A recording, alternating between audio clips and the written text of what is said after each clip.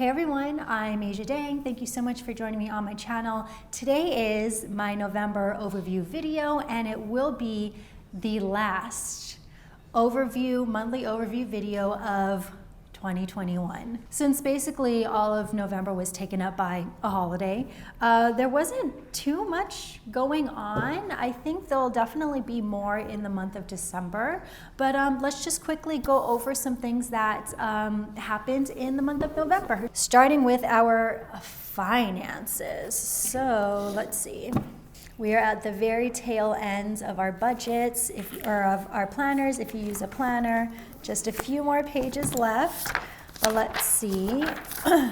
For the down payment account, I added around $6,100. For our wedding, I added around $4,500, and then I added about $900 towards crypto. I think I mentioned this last video, but I recently started investing in crypto. I wouldn't say investing, it's more of where I put my fund money, and I just buy Ethereum, basically. So I don't know, that's that. We'll see how it goes. But again, I just want to emphasize that is where fun, extra money goes into. It's not something I'm heavily relying on for investments or like retirement or anything. It's just like fun play money, okay? So let's see. So again, I added around $6,100 towards our down payment. So where does that bring us to? And again, my down payment is in a brokerage. I was rewatching my 2021 goals that I had set for myself in December of 2020, and one of my goals was very clearly to buy a house by the time this lease is up, and fortunately I don't think we're going to be able to do that. We just right now we have $107,000 $107,000 in our home down payment account, and not going to get you anywhere in the LA market. There's a lot of houses that we've been seeing that have been just bought out in cash, or like literally a house that we absolutely loved was bought out at $600,000 over asking. Granted, they did overpay for it, but that's just like the market that we're in LA right now. It's crazy. So I think what we might do, we're going to talk about it a little more, but when the time gets closer, but probably renew this place just maybe on a shorter lease term, and then hopefully be able to buy something after. But that's where we are, halfway there. Halfway there. Comfortably, I would like to get $200,000 for a down payment. So I think that will be doable next year. And then for the wedding fund, added around $4,500, and that brings us to almost $20,000 of my $30,000 budget. On Thursday, I want to upload a video about our wedding theme and going through my Pinterest board. So when you watch that video, you'll probably be like, Asia, I don't think you're going to be able to get all that on your budget. But in the video, I'm hoping to kind of share places where I think we can cut and save money. But that's, I'm still crossing my fingers that we can still stay under 30,000. But yeah, we'll see. Brian and I will be in Hawaii for the holidays, so hopefully we can meet a few vendors while we're there, and just start checking things off the list, off the to-do list. So that is that. Last week I uploaded my holiday budget video, in which I kind of broke down how I wanted to spend the budget that I saved for. And let's see how we are doing. We are actually doing pretty well, and I think I might be nicely under budget. I have bought a few gifts already taken care of. We just have 3 more gifts to buy, hoping to get one today. All the tickets have been bought. And yeah, Thanksgiving dinner was good. We're still eating leftovers. The biggest question mark is just basically how much dog boarding is going to be. I kind of oversaved, which I would prefer to do that. So we'll just see when that happens. I did have a set Thanksgiving dinner budget, but I spent a little more because I had to actually buy a roasting pan, which I've never, I realized that I had put it in wrong the first time I tried to use it when I just bought it, because I've never used one before. But I got that one at Crate and Barrel the day before Thanksgiving, and all of them were sold out. And I just actually took the sample. They allowed me to buy the sample on the display, so that ended up working out. And then I bought a pie.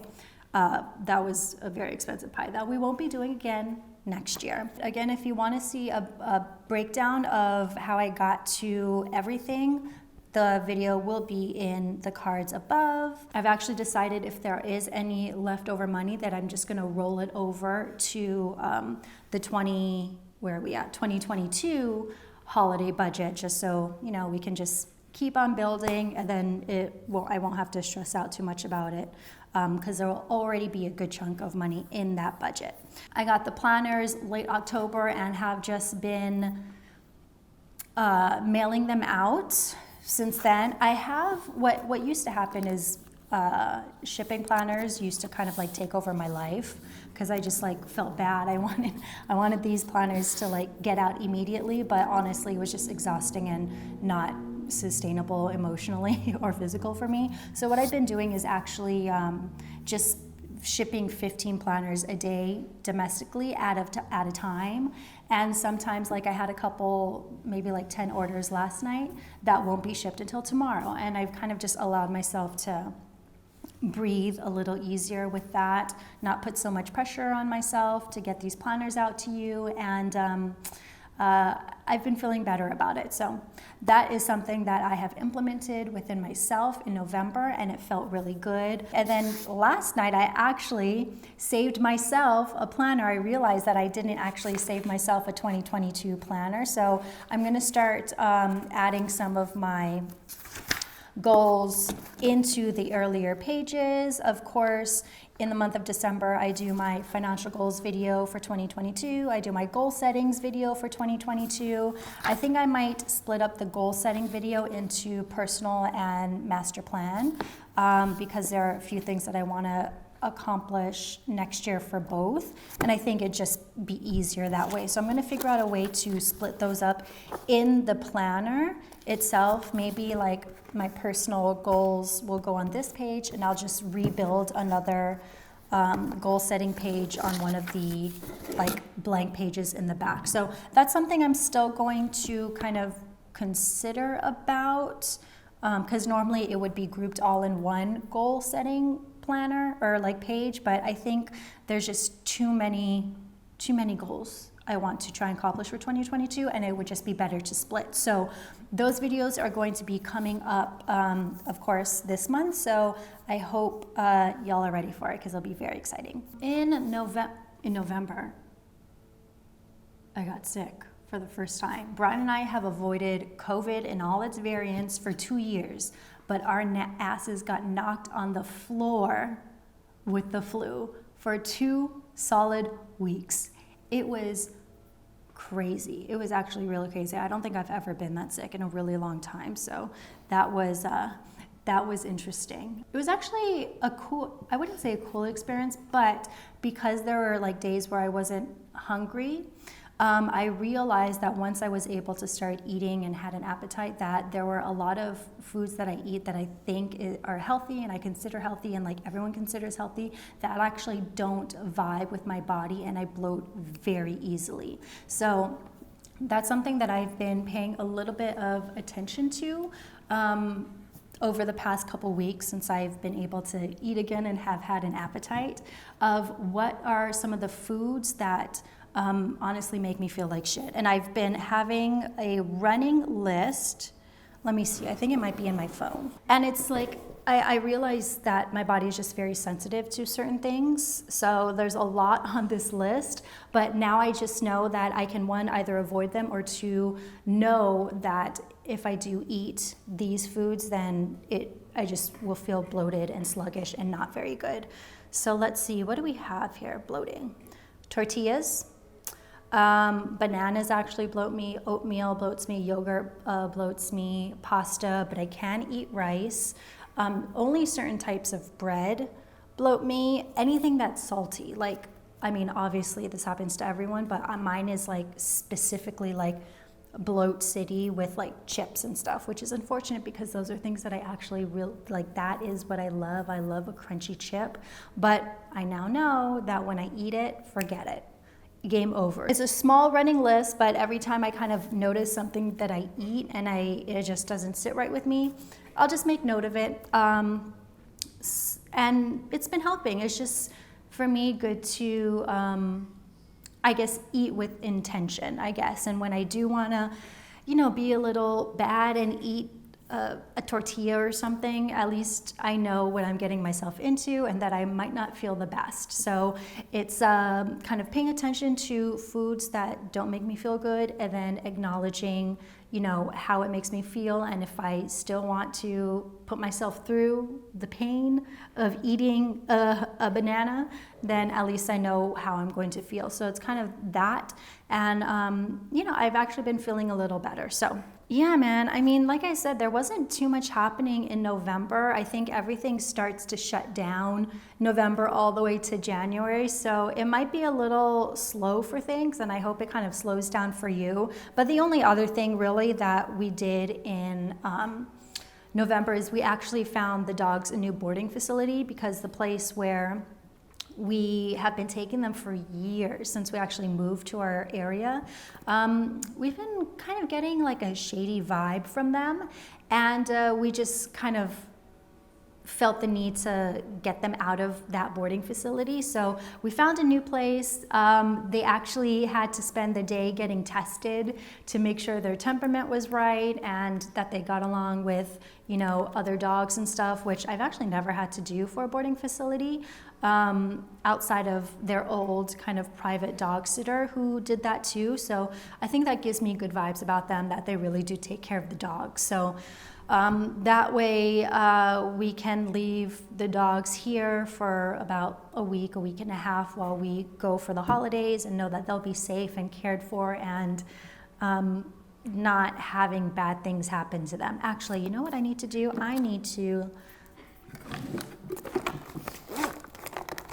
They need to take their flea and tick medications.